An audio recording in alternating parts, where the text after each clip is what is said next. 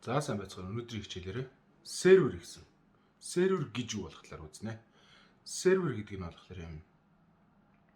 За монголоор орчуулбал тооцоолуур гэсэн утгатай үг юм байна. Гэхдээ монголчууд, программистууд ер нь орчуулахгүй сервер гэсэн шууд англи үгээр ашигладаг байгаа. За сервер гэдэг нь болохоор юм.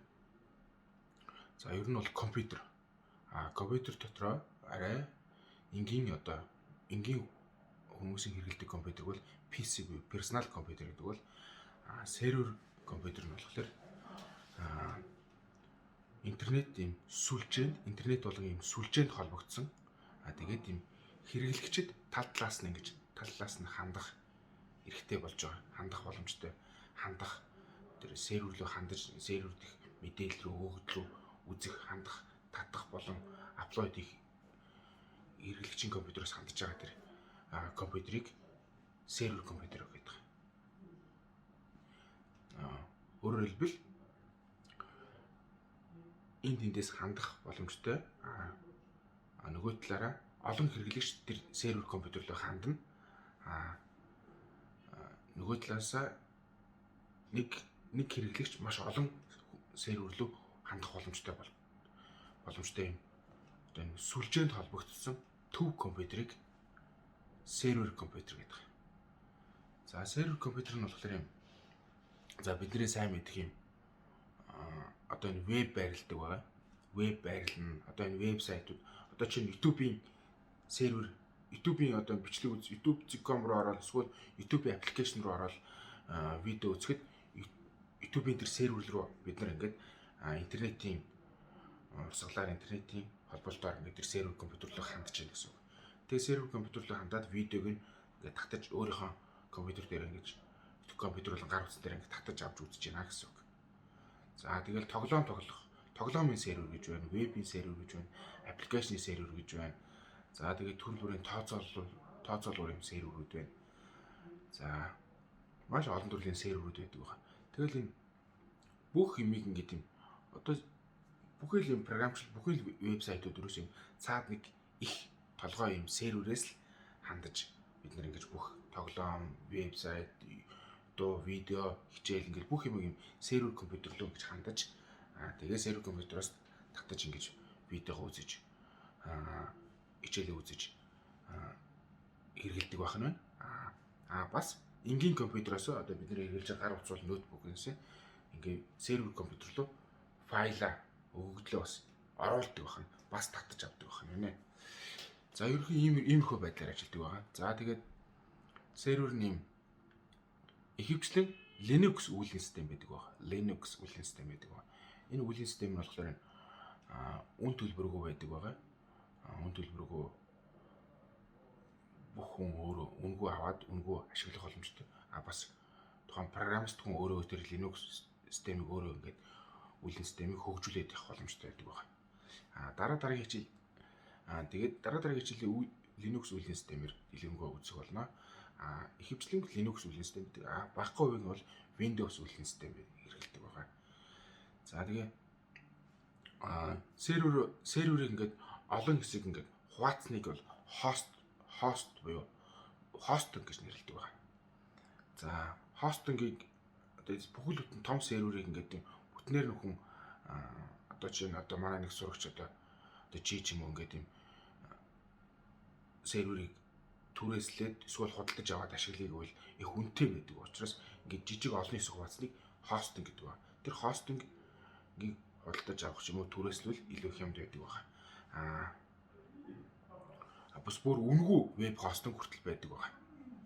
Интернетээс free web hosting гэх юм бол зөндөө үнэгүй веб хостингод гарч ирнэ. Тэгвэл тэн дээр өөрийнхөө хийсэн вебсайт болон аппликейшныг байруулах боломжтой байдаг байна.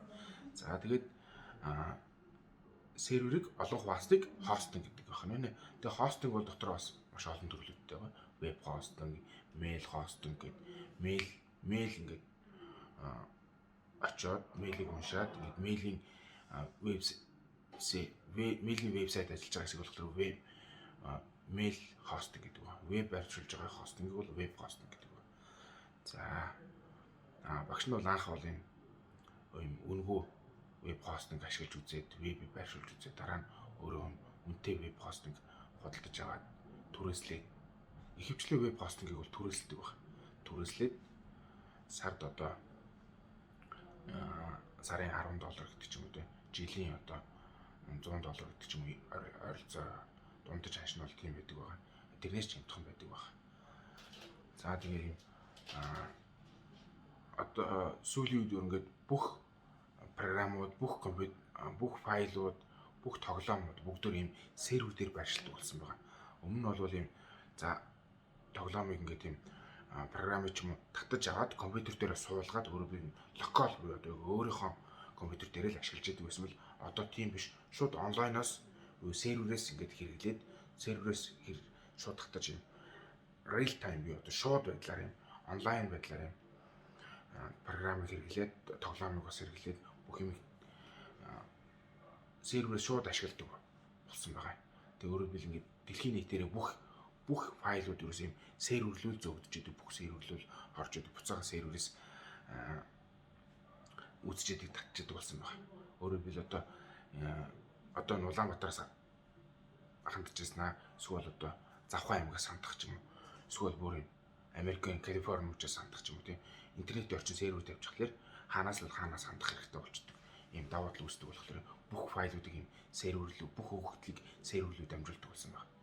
За тэгээд серверийг ажиллуулж идэг, серверийн аюулгүй байдлыг ажиллаж идэг тийм программистууд болохоор ийм систем администратор гэж нэрлэдэг ба. Sysadmin, төвчлөөд sysadmin гэж нэрлэдэг ба. Тэр хүн болохоор ингээд маш ингээд сервер чинь ингээд ийм өдөр шөнөгөө шөнөж ажиллана, өдөрч ажиллана гэдэг байнгын бүр мөнхийн асаалттай байж идэг. Тийм болохоор ийм тэрний одоо програмын гацхууд маш олон тийм саад бэрхшээлүүд бий болж идэг байна. За жишээ нь гацна, хаална. За тэгээ сервер дээр ингээд тийм олон хүмүүс хандах хэрэгтэй байдаг болохоор ингээд тийм зарим юм муу хүмүүс одоо муу хакерууд хандаж одоо тэр серверийн мэдээллийг хулгайх, эсвэл эвдэх, гацаах, хакердах гэдэг юм хорон үйл ажиллагаанууд хийх аюултай байдаг учраас тэрний тийм тэр дайралт буюу атакуудыг байнгын хамгаалж идэг. Тэр вируснээс нь байнгын цэвэрлж идэг, хамгаалж идэг байдаг байгаа. Тэгээ бас дээрэс нь физикал гэмтэл буюу одоо юм хит халах, эсвэл одоо усанд ч юм уу, усанд ургуул бас аюултай эвдэрнэ. За хит хуурайчих ч юм уу тийм гэх мэт олон тийм физик гэмтлүүд үүсдэг учраас тэр бүгдийн нэг серверийг байнгын хайрлаж гамлж химээж одоо амнаж одоо аюулгүй байдлын байнга ажиллах хэрэгтэй байдаг байгаа. Серверийн нэг байнга ингээд юм ажиллаж идэг болохоор ингээд халдаг, тэгээд тэрийг сенсор өргөдөг. Тэгээд ялангуяа халуун оронд бол ийм серверийн асуудал маш хөргөлтөн дээр нь асар их зардал гардаг бол манайхан шиг ийм Монголд ийм хүүтэн оронд бол ийм бас сервер ажиллавал давуу талтай байдаг байгаа. Өөрөөр хэл байглаасаа хүүтэн учраас арай тогны зардал арай бага гардаг гэсэн үг. Ийм давуу Монгол улсад ийм давуу тал байдаг. Монголд одоо ийм маш том хоёр ийм сервер ийм төв байдаг байгаа. Дата центр гэж төв байдаг байгаа. Үндэсний дата төв гэдэг ийм орбитийн дэнд нэг Улаанбаатарын орбитийн зөгнөрхөн дүүргийн дэшиг орбитийн дэнд нэг дата центр байдаг байгаа. Маш дата центргүй маш олон серверүүдийг байрлуулж байгаа, тэр байшин хийж байгаа. Автомат хөргөөр систем, аюулгүй байдлын бүр хангацсан. Дарханд бас нэг юм одоо Дархан аймагт бас том юм дата центргүй маш олон сервер юм газар байдаг байна. За өнөөдөр серверийн талаар хичээл маань орд дуслаа. За баярлалаа.